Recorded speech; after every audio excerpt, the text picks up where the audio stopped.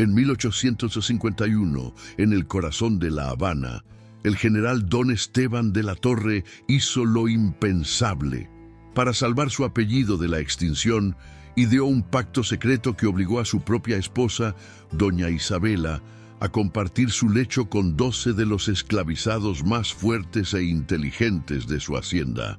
Lo que comenzó como una solución desesperada para garantizar un heredero, se convirtió en el secreto más oscuro de la élite colonial cubana. El nacimiento de un niño debía ser la salvación de una dinastía, pero pronto se transformó en la semilla de un escándalo imposible de ocultar. Esta es la historia del acuerdo que destruyó para siempre el honor de los de la Torre y convirtió a una de las familias más poderosas de La Habana en símbolo de vergüenza y ruina. Si quieres descubrir cómo este secreto cambió para siempre el destino de los de la Torre, quédate hasta el final y comenta desde qué ciudad estás viendo este video y qué hora es. Deja un like y suscríbete al canal para nuevas historias todos los días. En plena mitad del siglo XIX, cuando La Habana brillaba como joya del Caribe español, la ciudad respiraba una contradicción constante. El lujo ostentoso de la élite colonial convivía con la sombra densa de las plantaciones que sostenían aquella riqueza. En ese escenario de apariencias resplandecientes y silencios cargados, se erguía la figura imponente del general Don Esteban de la Torre, un hombre de mediana edad cuya autoridad se forjó en campañas militares y cuyo apellido inspiraba respeto y temor. Dueño de la vasta hacienda San Lorenzo, símbolo de poder y abundancia, Esteban parecía tenerlo todo. Sin embargo, tras los muros encalados que brillaban bajo el sol tropical, ocultaba una fragilidad que carcomía su tranquilidad: la ausencia de un heredero capaz de perpetuar su linaje y su dinastía. Doña Isabela de la Torre, su esposa, era el reflejo de la elegancia habanera de mediados del siglo XIX. Con apenas 34 años, sus modales pulidos en conventos y su reputación como anfitriona de fastuosos saraos la convertían en una figura admirada en los círculos sociales más cerrados. Sin embargo, detrás de sus vestidos de seda francesa y de las sonrisas ensayadas en los salones, cargaba con el dolor íntimo de 4 embarazos interrumpidos, cada uno apagando un poco más la esperanza de cumplir el rol que la sociedad le exigía. Aquella casa, repleta de espejos dorados y de aromas a tabaco y caña, se volvía cada vez más silenciosa en las noches donde las conversaciones se reducían a la obsesión de Esteban por su legado. Para él, la infertilidad de su esposa no era una tragedia compartida, sino una afrenta personal contra su nombre y su honor. La tensión dentro de la hacienda San Lorenzo crecía como un murmullo imposible de acallar. Don Esteban, acostumbrado a que cada uno de sus deseos se cumpliera con la misma precisión con la que daba órdenes en el campo de batalla, comenzó a obsesionarse con la idea de la continuidad de su linaje. No dormía, pasaba horas de pie frente al balcón principal, observando las hileras interminables de caña que se mecían con el viento, como si en esos tallos verdes pudiera encontrar la respuesta a su angustia. Los criados lo veían caminar en círculos, mascullando frases sobre la honra de los de la Torre, y hasta sus perros, que solían acompañarlo a todo lugar, se apartaban en silencio ante aquella inquietud que parecía carcomerlo por dentro. En los corredores, los ecos de conversaciones cortadas alimentaban la sospecha. Algo turbio se estaba gestando bajo el techo del general. Fue en ese clima enrarecido que llegó una carta desde Matanzas, enviada por un primo lejano, donde se relataban prácticas poco ortodoxas, usadas por familias desesperadas para salvar sus apellidos del olvido. Entre ellas, una propuesta tan descabellada que a Esteban, en un principio, le pareció un insulto: permitir que hombres esclavizados, seleccionados por su fortaleza y salud, engendrasen al heredero que luego sería legitimado como descendiente legítimo. Aquellas líneas lo ofendieron al principio, encendiendo en él la rabia de quien se siente rebajado en su dignidad. Sin embargo, las noches largas y silenciosas fueron moldeando esa indignación en una curiosidad oscura. ¿No era acaso el deber de un patriarca asegurar la supervivencia de su estirpe? Las palabras de su primo se convirtieron en una idea fija que lo visitaba a cada instante, hasta en los rezos matinales, hasta en el murmullo de los esclavos en el ingenio, como si todo el mundo supiera de aquel dilema que lo atormentaba en secreto. Con el paso de los meses, lo que al principio parecía una ocurrencia grotesca, empezó a tomar la forma de un plan calculado en la mente del general. En las cenas, donde antes reinaba la música de un piano y las risas de invitados ilustres, ahora reinaba el silencio, roto apenas por los cubiertos chocando con la porcelana. Doña Isabela, cada vez más retraída, notaba en su esposo una mirada distinta, una mezcla de urgencia y frialdad que nunca antes había visto. A veces lo sorprendía observando a los hombres del campo, evaluando su complexión, sus movimientos, incluso la manera en que cargaban los sacos de caña. No era la mirada de un amo supervisando el trabajo, era algo más inquietante, como si calculase posibilidades ocultas. En la intimidad, las conversaciones se habían convertido en monólogos de Esteban, mientras ella, entre lágrimas silenciosas, comprendía que su voluntad ya no tenía peso en aquella casa que llevaba su apellido. Finalmente, el general tomó una decisión irrevocable. Seleccionó a 12 hombres, todos entre 20 y 35 años, con criterios casi militares. No bastaba con la fuerza bruta, exigía también resistencia, agudeza práctica y, en la medida de lo posible, rasgos que pudieran confundirse con los europeos para evitar sospechas futuras. Mandó a construir en un rincón apartado de la hacienda una casita discreta de paredes encaladas destinada únicamente a aquel pacto secreto. Allí, lejos de las miradas de los capataces y del murmullo de los esclavos, se pondría en marcha lo que él llamaba la salvación de la dinastía. La noticia cayó sobre doña Isabela como una sentencia imposible de revertir. Su educación religiosa y sus valores de honor se desmoronaban ante el peso de una orden inapelable. Lloró, imploró, intentó resistirse, pero la palabra de un general valía más que cualquier súplica. El destino estaba trazado y ella apenas podía sentir cómo su vida se transformaba en un sacrificio que nunca eligió. La primera vez que doña Isabela puso un pie en aquella casita oculta, sintió que las paredes le caían encima como un ataúd en vida.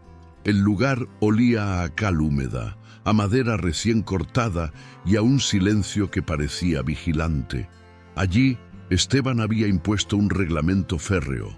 Cada uno de los 12 hombres tendría un turno, con horarios precisos, bajo la supervisión indirecta de criados de confianza que jamás debían revelar palabra.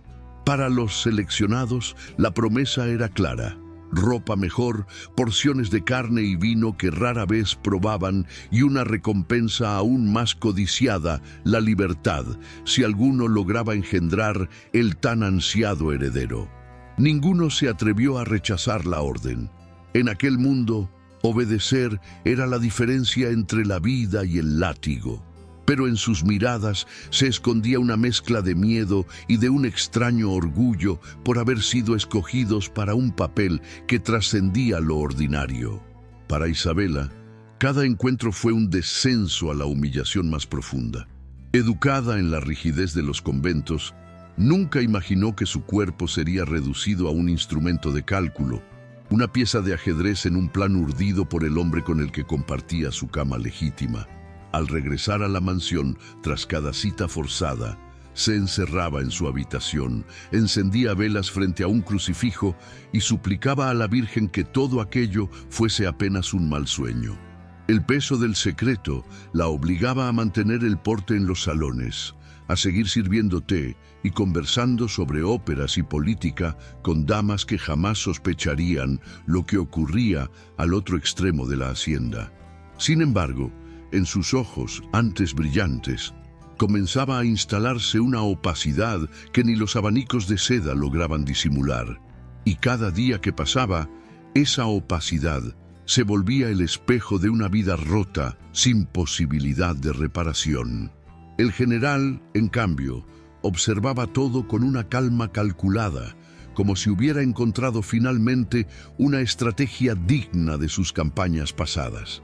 Cada semana revisaba el estado de salud de los hombres escogidos, pedía informes de los criados sobre la conducta de su esposa y llevaba un registro meticuloso en un cuaderno de tapas de cuero negro que guardaba bajo llave en su despacho. Aquel libro, que debía contener solo las cuentas del ingenio y los inventarios de azúcar, se había convertido en el testimonio silencioso de un pacto que nadie más debía conocer.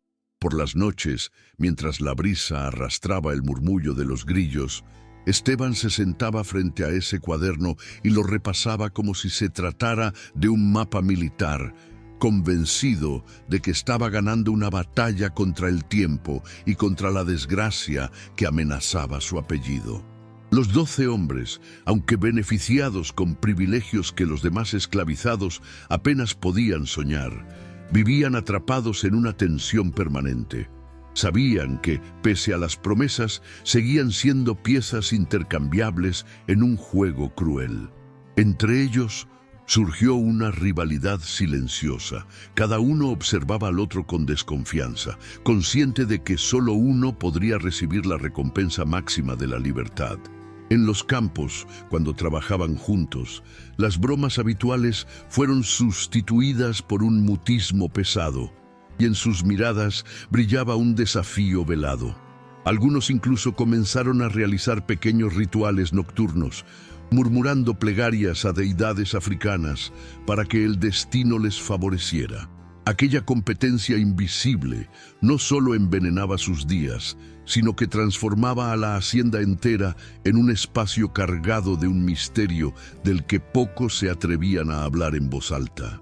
El día en que doña Isabela comenzó a sentir los primeros mareos y antojos, la casa entera se sumió en una expectación silenciosa. Las criadas cuchicheaban en los pasillos, convencidas de que al fin la fortuna había sonreído a la familia de la Torre. El general, incapaz de contener su satisfacción, caminaba con un aire renovado, saludando a sus capataces con una cortesía inusual y organizando banquetes donde brindaba por el futuro heredero. Nadie sospechaba el verdadero origen de aquella esperanza, salvo unos pocos que conocían el secreto y que sabían que su vida dependía del silencio. Para Isabela, sin embargo, cada movimiento del niño en su vientre era un recordatorio punzante del precio de su obediencia forzada, una mezcla insoportable de ternura y vergüenza que la desvelaba en las madrugadas. El embarazo transcurrió bajo una vigilancia casi militar. Esteban contrató a médicos reconocidos de La Habana para supervisar cada etapa, y no escatimó en gastos para asegurar que nada saliera mal esta vez. Las habitaciones de la mansión se llenaron de frascos con tónicos, hierbas y remedios traídos de Europa, mientras que los esclavos eran obligados a mantener un silencio sepulcral en los alrededores para no alterar la calma de su señora. La hacienda parecía haber dejado de ser un centro de producción para transformarse en un santuario destinado al nacimiento de un único ser. Aún así, el miedo no abandonaba a Isabela. En sus rezos pedía que, si debía llegar un hijo, al menos tuviera la fuerza de sobrevivir en un mundo construido sobre un secreto tan turbio. En su interior, la esperanza y el rencor convivían como dos fuegos que la consumían al mismo tiempo. La primavera de 1851 llegó envuelta en aromas de azahar y en el murmullo constante de las lluvias tempranas. Fue en esa estación cuando el parto de doña Isabela se convirtió en el evento más esperado de toda la hacienda. Esteban había dispuesto que una comadrona experta, famosa por atender a las damas de familias distinguidas, se instalara en la mansión semanas antes de la fecha prevista. Durante aquellas noches, los corredores resonaban con pasos apresurados, cánticos de oración y el crujir de las velas consumiéndose lentamente. La tensión alcanzó su punto más alto cuando, tras horas de dolor insoportable, los gritos de Isabela se mezclaron con el llanto recién nacido que anunció la llegada del ansiado heredero. La emoción del general fue tan desbordante que rompió en lágrimas, abrazando a los criados y proclamando que la dinastía de los de la Torre había sido salvada. Pero la dicha inicial pronto se vio empañada por los susurros que comenzaron a recorrer la hacienda. El niño, de piel más oscura que la esperada y con rasgos imposibles de atribuir a la nobleza española, despertó las primeras sospechas. Esteban, cegado por la euforia, insistía en que el niño era su vivo retrato de juventud, pero las miradas cruzadas entre los criados contaban otra historia. En las cocinas, las mujeres murmuraban sobre cuál de los 12 hombres podía ser el verdadero padre, mientras en el campo los trabajadores evitaban mirar directamente a la mansión, como si temieran que sus pensamientos fueran descubiertos. Doña Isabela, al sostener al bebé entre sus brazos, sintió una punzada de amor inmediato mezclada con un miedo atroz. Aquel pequeño, inocente en todo, se había convertido sin saberlo en el secreto más peligroso de La Habana. Los rumores no tardaron en filtrarse más allá de las murallas de San Lorenzo. En las iglesias de La Habana, las beatas comentaban en voz baja que el hijo del general tenía un color de piel poco común para la estirpe de los de la Torre. En los cafés del centro, los comerciantes se miraban de reojo al hablar del tema, temiendo ofender a un hombre tan influyente. El secreto que debía consolidar la honra del general se transformaba lentamente en un veneno que corroía su prestigio. Isabela, al acudir a una misa con el niño en brazos, sintió en carne propia el peso de esas miradas inquisitivas. Algunas mujeres sonreían con cortesía, pero otras no podían ocultar la sorpresa al observar al recién nacido. Aquella mezcla de compasión y morbo la hizo comprender que el muro del silencio estaba resquebrajándose. Esteban reaccionó como un militar ante un motín. Prohibió visitas inesperadas, ordenó a sus criados más leales vigilar las conversaciones en el mercado y mandó callar con amenazas a quienes insinuaran algo fuera de lugar. La mansión, antes abierta a tertulias y banquetes, se cerró como una fortaleza. Sin embargo, cuanto más intentaba controlar la narrativa, más se expandía el rumor, como si el viento mismo se encargara de llevarlo de boca en boca. Para sus aliados políticos, el general seguía siendo un hombre poderoso, pero ya no intocable. En las sombras empezaban a dudar de su autoridad moral. Isabela, por su parte, se refugiaba en el silencio, dedicando sus días enteros al cuidado del niño, mientras una angustia persistente le recordaba que aquel hijo, fruto de un pacto forzado, era al mismo tiempo su único consuelo y la sentencia que amenazaba con arruinar a toda la familia. Con el paso de los meses, el niño crecía fuerte y despierto, y aunque Esteban se empeñaba en verlo como el reflejo de su juventud, cada día se hacía más evidente la diferencia con los retratos familiares que adornaban los salones. Los visitantes más cercanos notaban la tensión en el ambiente. El general se mostraba efusivo, hablaba de herencia, de educación en academias prestigiosas, pero sus palabras sonaban forzadas, como si intentara convencerse a sí mismo más que a los demás. En las noches de insomnio, recorría los pasillos con el bebé en brazos, susurrándole que algún día llevaría el apellido de la Torre con orgullo, mientras su mirada reflejaba el temor a que ese futuro nunca llegara a cumplirse. Para Esteban, la paternidad era menos un acto de amor que una misión militar, un terreno donde la derrota no estaba permitida. Doña Isabela, en cambio, vivía cada día con una mezcla de ternura y tormento. Cuando miraba a su hijo, sentía un amor visceral, puro, pero también la vergüenza de recordar las circunstancias en que fue concebido. En más de una ocasión pensó en huir con él, escapar de aquella hacienda que se había convertido en su prisión, pero sabía que Esteban jamás lo permitiría. A solas, cantaba nanas antiguas, aprendidas en el convento, mientras sus lágrimas caían sobre las mejillas del pequeño. Era su manera de pedirle perdón por un destino que ella no había elegido para él. En esas madrugadas se preguntaba cuál de los 12 hombres era el verdadero padre, y si ese hombre, en algún rincón de la hacienda, miraba al niño con la secreta certeza de que llevaba su sangre. Esa duda, silenciosa y persistente, la acompañaba como una sombra que nunca se apartaba de su lado. En los campos de caña, la elección de los 12 hombres había dejado una huella imposible de borrar. Aunque oficialmente nadie hablaba del tema, entre ellos se había instalado una tensión constante. Algunos se preguntaban en silencio si el niño sería suyo.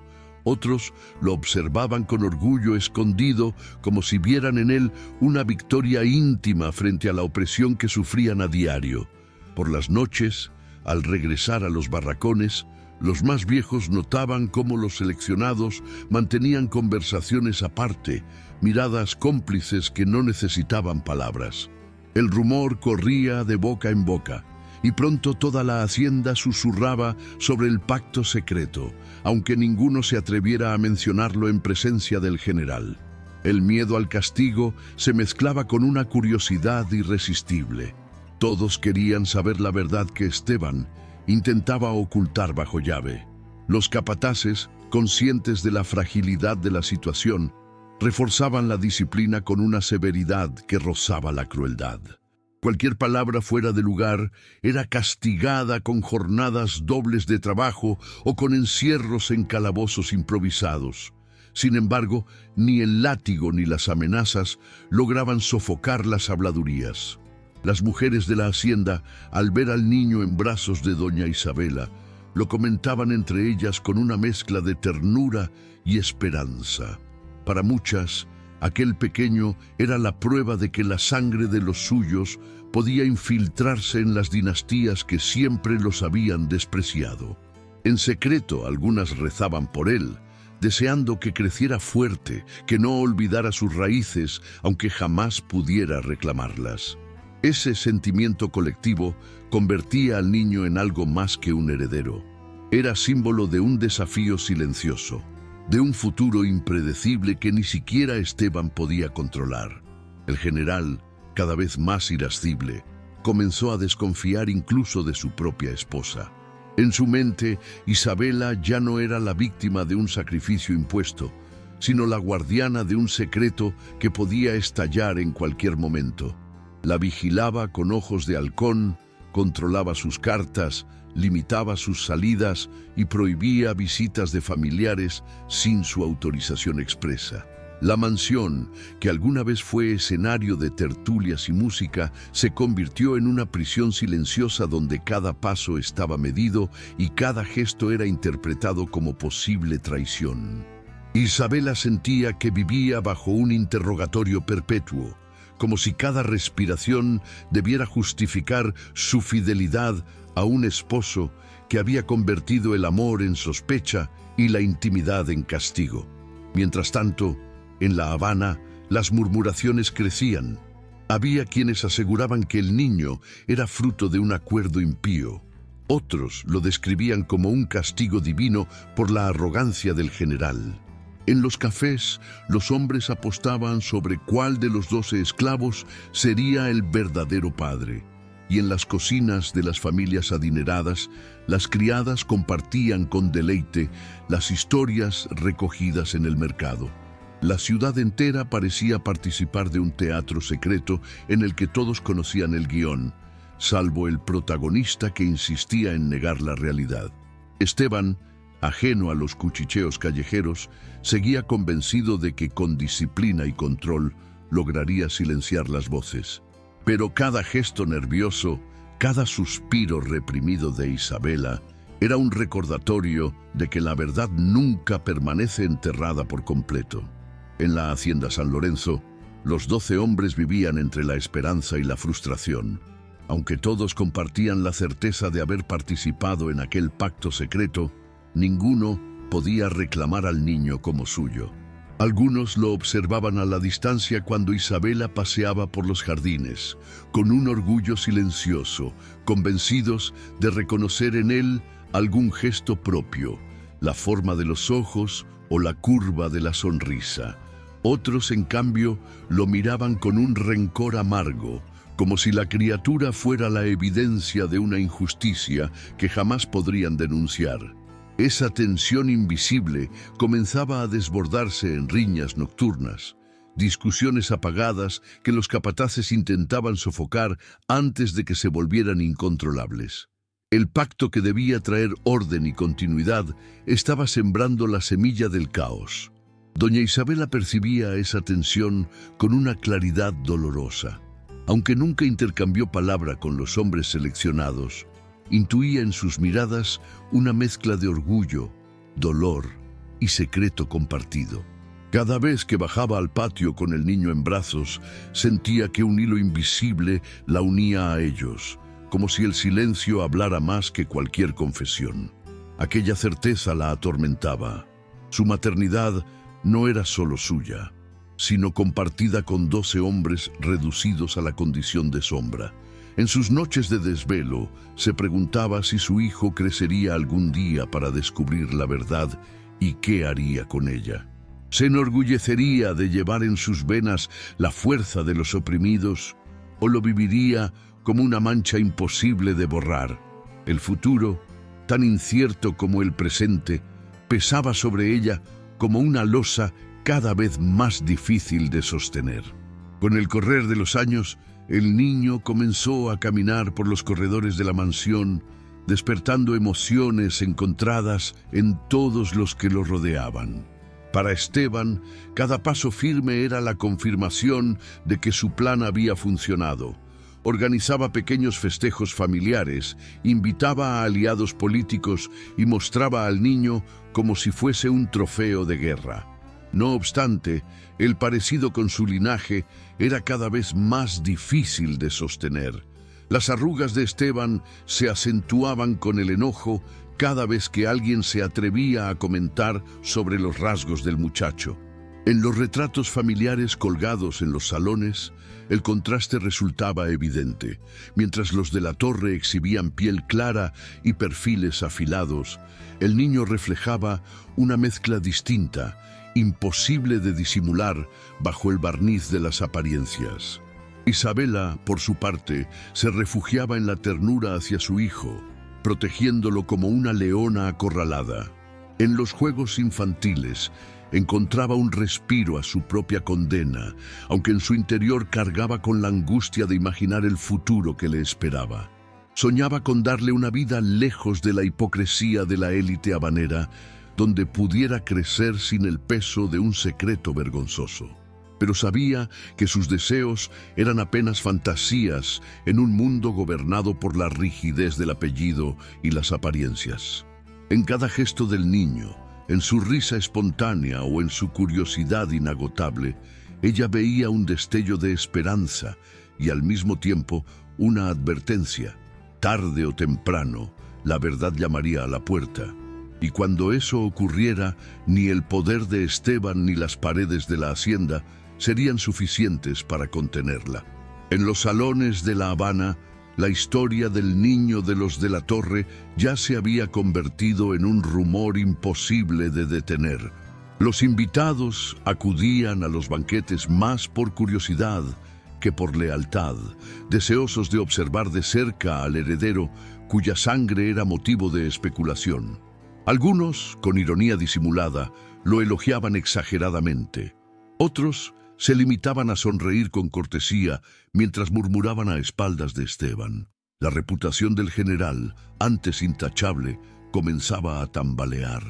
Ya no bastaban sus relatos de hazañas militares ni sus alianzas políticas. Todos parecían medirlo a través de la piel y los rasgos del niño. La sociedad habanera, despiadada y siempre ávida de escándalos, había encontrado en aquella familia un espectáculo que alimentar. Esteban reaccionaba con una mezcla de furia y obstinación. Redobló los esfuerzos por mostrar al niño como legítimo, contratando tutores de renombre y vistiendo al pequeño con trajes importados de Europa. Ordenó pintar un retrato oficial donde las facciones fueran suavizadas para asemejarse a las del linaje familiar. Sin embargo, cuanto más intentaba controlar la percepción, más evidente se hacía la contradicción. Sus aliados lo miraban con recelo. Sus enemigos celebraban en silencio la caída de su honor y hasta algunos viejos camaradas militares comenzaron a evitarlo en público. Era como si toda la disciplina y el poder acumulado durante décadas se deshicieran ante la fragilidad de un secreto mal guardado. Para Esteban, cada mirada de duda era un disparo invisible que erosionaba su autoridad. Doña Isabela, en medio de aquel torbellino social, se aferraba cada vez más a la intimidad con su hijo. Prefería los paseos discretos por los jardines a las apariciones públicas, donde las miradas ajenas la herían como cuchillas invisibles. En esos momentos de soledad, enseñaba al niño canciones antiguas, lo abrazaba con una ternura que intentaba blindarlo del veneno de los rumores. Para ella, la maternidad se había transformado en un acto de resistencia. Protegerlo de la crueldad del mundo era su forma de redimirse del ultraje que había sufrido. Sin embargo, la duda la perseguía como un fantasma.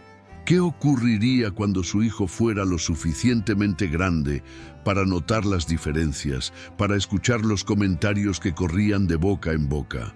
Esa pregunta le robaba el sueño y la sumía en un estado de permanente angustia. Los 12 hombres que habían sido parte del pacto no permanecían ajenos al paso del tiempo.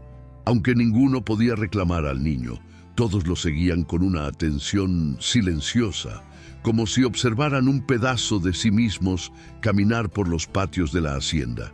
Entre ellos, algunos comenzaron a sentirse orgullosos, convencidos de que la fuerza o la inteligencia del pequeño provenía de su sangre. Otros, en cambio, se hundieron en la desesperanza, recordando que, incluso si el niño llevaba sus rasgos, nunca podrían ser reconocidos como padres. Esa tensión se traducía en rivalidades abiertas, discusiones acaloradas en los barracones, miradas desafiantes en los campos e incluso peleas que los capataces castigaban con brutalidad. El niño, sin saberlo, se había convertido en el centro de un conflicto soterrado que dividía a la hacienda en bandos invisibles, todos atados a un secreto que ardía como una brasa oculta bajo la superficie. Con el tiempo, la situación comenzó a desbordar incluso los muros de la hacienda. Los rumores llegaron a oídos de funcionarios coloniales y de familias poderosas que antes buscaban la compañía del general. Las invitaciones a eventos oficiales comenzaron a escasear y en los salones donde Esteban solía ser recibido con honores, ahora encontraba sonrisas tensas y silencios incómodos. El prestigio que había ganado en el campo de batalla se diluía en comentarios apenas disfrazados de cortesía. Para un hombre que vivía de la honra y del respeto público, aquella indiferencia era un castigo peor que cualquier derrota militar. La ciudad entera parecía conspirar contra él, no con armas, sino con el filo invisible de la duda. Doña Isabela, en cambio, experimentaba una transformación silenciosa. Si bien el dolor de su humillación seguía vivo, el paso de los años le dio una coraza que ni el control de Esteban ni las habladurías de La Habana lograban quebrar. Se dedicó por completo a la educación del niño, enseñándole a leer, a escribir y a reconocer las bellezas de la música y la literatura. En cada lección, Intentaba darle algo que estuviera más allá del apellido, un refugio que lo sostuviera cuando la verdad emergiera con toda su fuerza. En secreto, comenzó a ver en su hijo una oportunidad de ruptura, la posibilidad de que, pese a las cadenas que lo rodeaban, pudiera construir un destino distinto. Esa esperanza íntima se convirtió en su mayor fuerza, un secreto propio que la mantenía en pie en medio del derrumbe de la familia de la Torre. El general, consumido por la paranoia, comenzó a endurecer sus métodos dentro de la hacienda. Ordenó a sus guardias vigilar a los 12 hombres, convencido de que alguno de ellos podría intentar reclamar lo que jamás le sería concedido. También reforzó el control sobre Isabela, limitando aún más sus movimientos y sus contactos con el exterior. Aquella obsesión lo fue aislando poco a poco. Amigos, socios y hasta parientes preferían evitarlo, temerosos de quedar atrapados en su espiral de sospechas. En sus noches solitarias, Esteban se aferraba a la idea de que todavía podía salvar su apellido, pero cada vez que miraba al niño, veía en él una amenaza disfrazada de esperanza, un recordatorio constante de la fragilidad de su poder. Mientras tanto, la ciudad comenzaba a ver el caso como una especie de leyenda viva. En los mercados se contaban versiones cada vez más exageradas. Algunos aseguraban que Isabela había sido víctima de un conjuro africano. Otros, que el niño era la reencarnación de un espíritu vengativo destinado a destruir la dinastía. La realidad y la ficción se mezclaban hasta volverse indistinguibles y el apellido de la Torre, antes símbolo de respeto, se transformaba en sinónimo de escándalo. Isabela escuchaba esos rumores cuando acudía al templo o cuando recibía noticias a través de criadas fieles, y aunque la herían, también comprendía que la verdad ya no estaba en sus manos. El destino había tomado las riendas y lo único que podía hacer era preparar a su hijo para enfrentar un futuro marcado por un secreto imposible de borrar.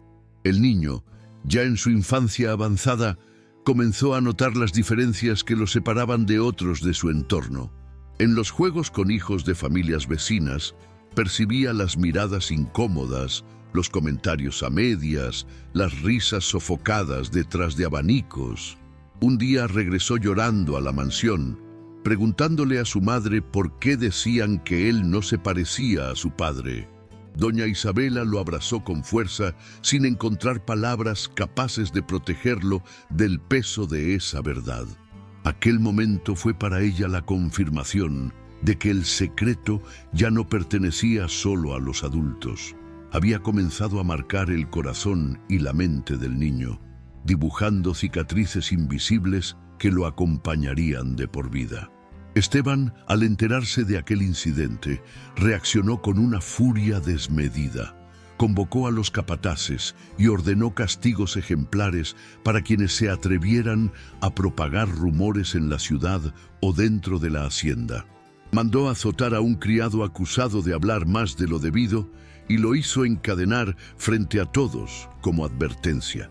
El general se convencía de que la disciplina podía sofocar la verdad, pero en realidad solo lograba alimentar más miedo y resentimiento.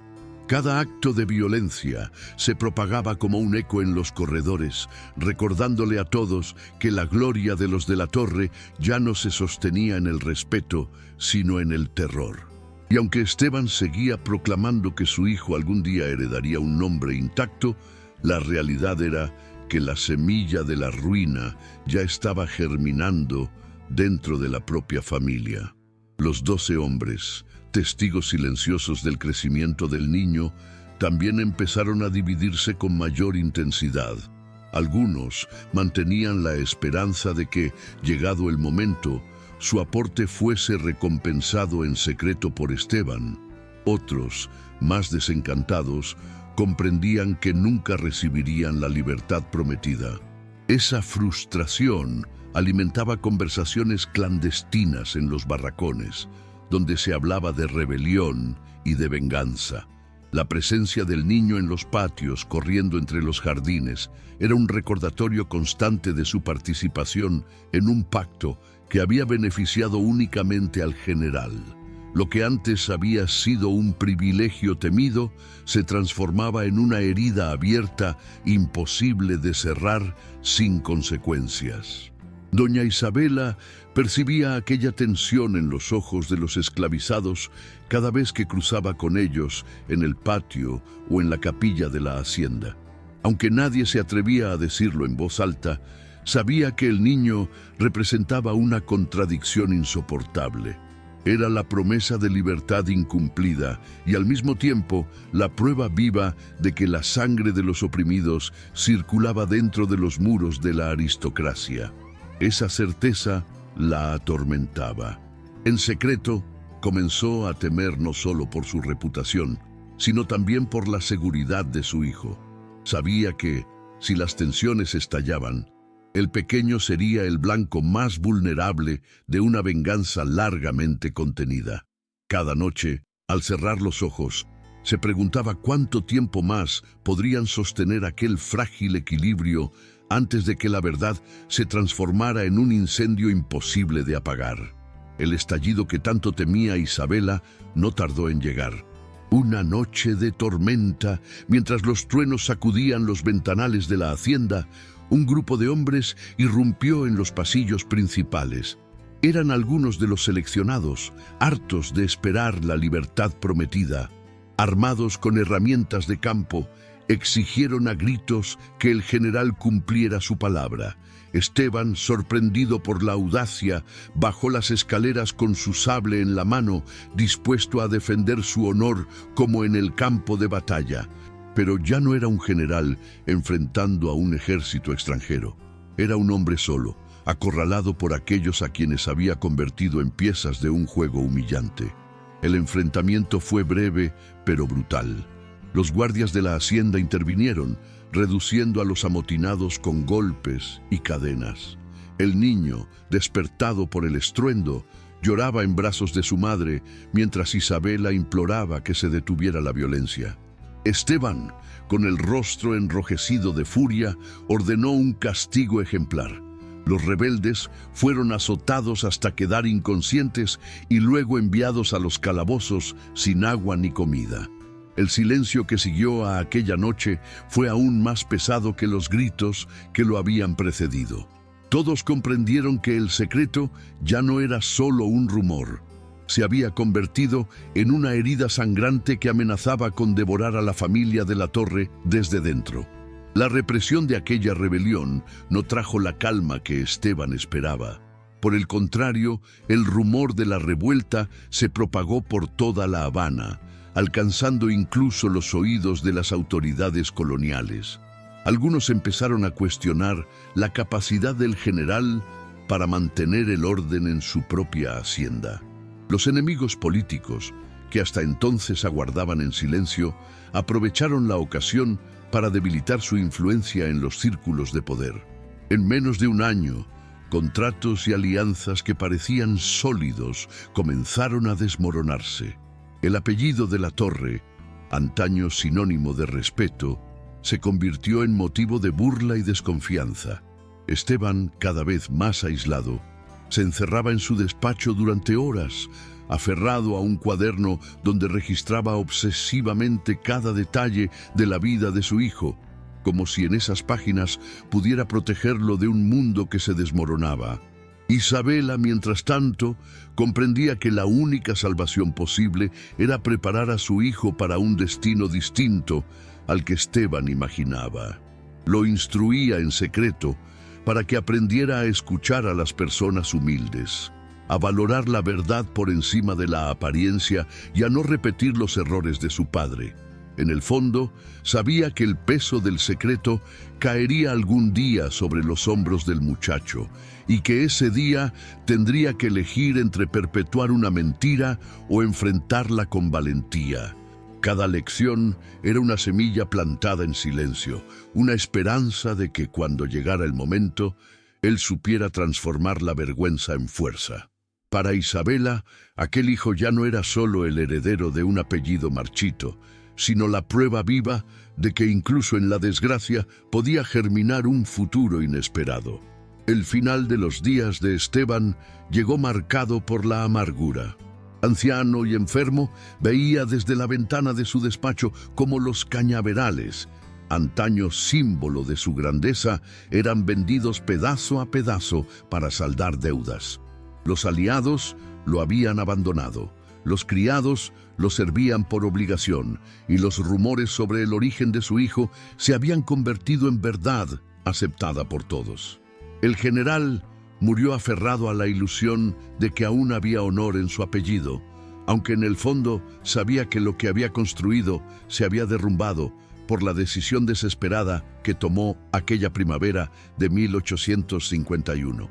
Su tumba, sencilla y olvidada, fue el último reflejo de una vida que terminó consumida por su propia obsesión.